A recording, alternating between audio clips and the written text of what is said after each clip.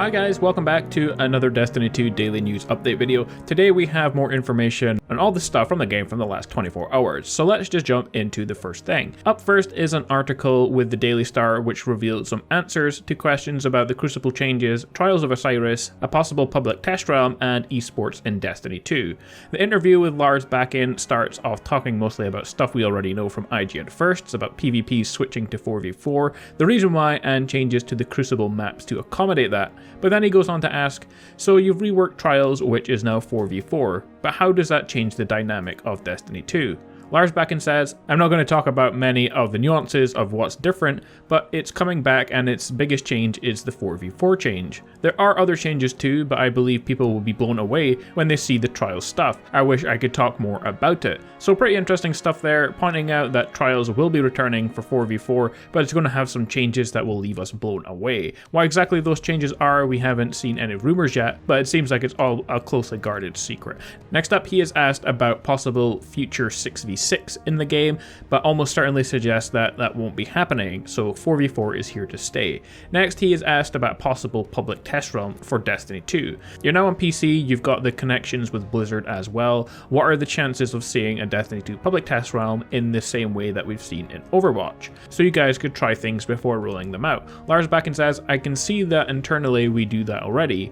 Whether we decide to do a public one, I'm not sure. There is no way to release a game like Destiny without having played it in a realistic environment, and in order for us to be confident in it and all systems, we have to play it in a real space. So while we have those things for development of the game, whether we're open them up to the public, I don't know. He says maybe, but they don't know. So while not saying yes or no, it's definitely not a no. So we could potentially still see a PTR on PC for Destiny 2. The only issue I could think of that we have with that is with the original game being console only. Many fans are of course on console, will not really be happy with new PC players getting hands on to stuff first. So I could see it happening, as Lars points out, testing is very important, but I could also see it not happening for that reason. The final question he is asked about is possible esports scene for Destiny 2.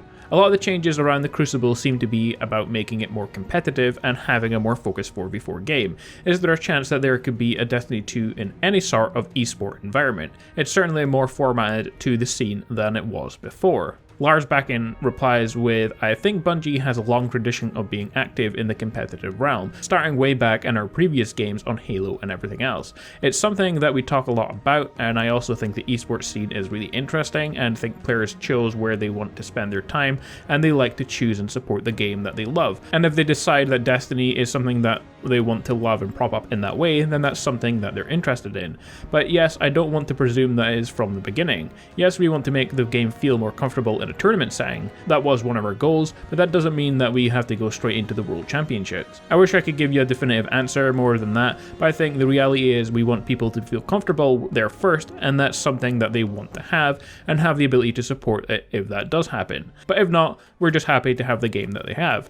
So again, it's not a yes or no. Of course, Bungie focusing PvP in the new game to be more competitive, so esports are far more possible in Destiny 2. Personally, I think it's a good idea, but potentially dangerous, in that esports will attract more players to the game, so it is a good thing. The more people, the better, but it could also digress Bungie's attention away from the overall game. So I wouldn't want to see Bungie eSport become successful and Bungie start to focus too much on it and forget about PvE. But kind of based on his comments, that's not what's going to happen. Next up, we have a new controller being released for Destiny 2 PS4 bundle in Australia and Europe. The new white Destiny 2 DualShock 4 controller comes with Touchpad Sports, a game title and logo. The handles feature the character class logos in gold, and there's also the Destiny 2 logo with the number 2 under it on the other side. Now the controller comes with a PS4 Pro bundle that comes with the disc, the game's expansion pass, and other premium digital content such as Legendary Sword and Emote and the Cabal emblem. In Europe, there will also be a Destiny 2 bundle that comes with the standard PS4 pricing, but was not announced for any of the consoles or the controller. So it's pretty cool to see a new controller for the game. No news about it being available in the US. And also to mention that it is confirmed for whatever reason, the new DualShock controller will also not be available in Russia, Poland, or the UK. So the UK, US, we're not really getting it, but the rest of Europe and Australia, it is available. Next, a small update to something we have seen several times already. Clips from San Diego Comic-Con 2017. We already saw a trailer with Lance Reddick, and it was showing Commander Zavala talking to you and a female Guardian on Titan. This other clip shows Commander Zavala and what appears to be Earth fighting a Cabal soldier, where he grabs his gun and points it to a head and kicks it to shoot the Cabal soldier. So some pretty cool stuff there, and I just wanted to point that out to you guys. It's a little teaser for what's to come in the upcoming game's many new cutscenes. Our next little piece of news comes from one Redditor called Banana Fudgekins, great name, and he recently had a tour of Bungie and he got to ask many questions with Jason Jones. The two most interesting answers though were about Bungie's switch in publisher from Microsoft to Activision, and one of the main reasons why Destiny 1 wasn't very good on initial release. First, Jason says that Bungie thought that Activision would give them more creative freedom if they were to work with them. Microsoft had a very set way in the way they wanted things to be done, not to mention the fact that they wanted to stick to Halo as well, so Destiny might not have even happened if they didn't switch. The second thing was about Destiny 1 being poor on release. They said that part of the problem was that their team was managed as though they had the same people working there as they did on previous Halo titles, when in reality the studio now had hundreds of developers. So basically one big reason, and not the only one I'm sure, was simply poor inefficient management at the time. Another is probably the fact that they wanted to get the game released with the Xbox One, even though the game probably needed at least another year development, but that's just my opinion anyway.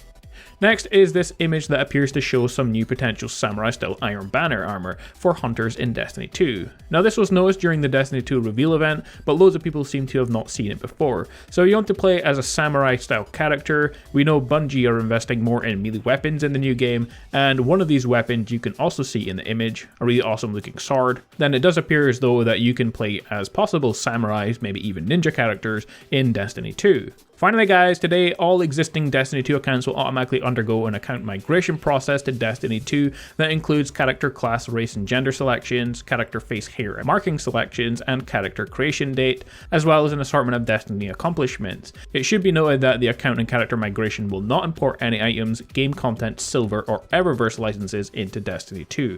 However, the Guardian migration comes with a set of requirements for you to have met prior to the transfer date, which is today. Account and character migration will apply to all existing accounts on August 1st.